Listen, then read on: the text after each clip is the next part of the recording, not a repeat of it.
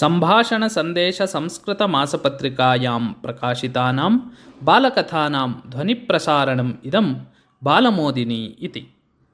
श्रीरामस्य वनवासे प्रथमं दिनं श्रीरामः सीता च रात्रौ निद्रां कृतवन्तौ।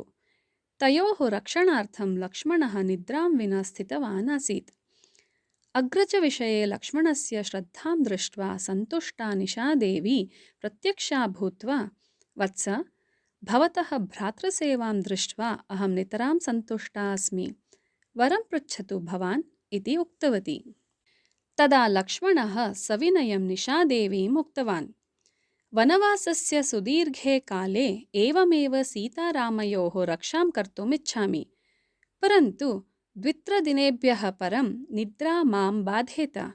सम्पूर्णे वनवाससमये अल्पा अपि निद्रा मां यथा न बाधेत तथा वरं ददातु भवती इति। एतत् श्रुत्वा निशादेवी अवदत्, एतादृशं वरं दातुम् अहं शक्नोमि, परन्तु किञ्चन निबन्धनं वर्तते। वरबलकारणतः भवान् निद्राम् अकृत्वा स्थातुं शक्नुयात्, किन्तु नियमः यत् भवता यावती निद्रा त्यज्येत तावतीं निद्राम् अन्यः कश्चित् स्वीकुर्यात्।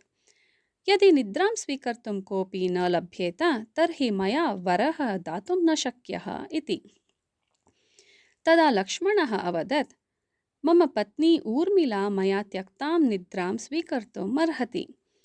कृपया भवती एव मत्प्रतिनिधित्वेन तां पृच्छतु।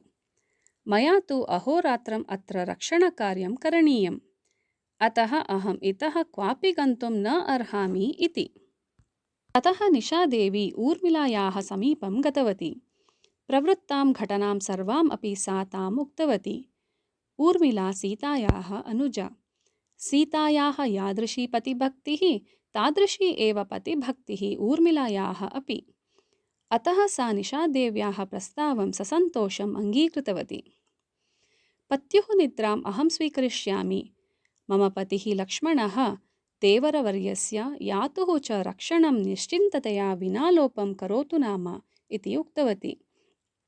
निशादेवी तथास्तु इति उक्त्वा ततः अदृश्यतां गता।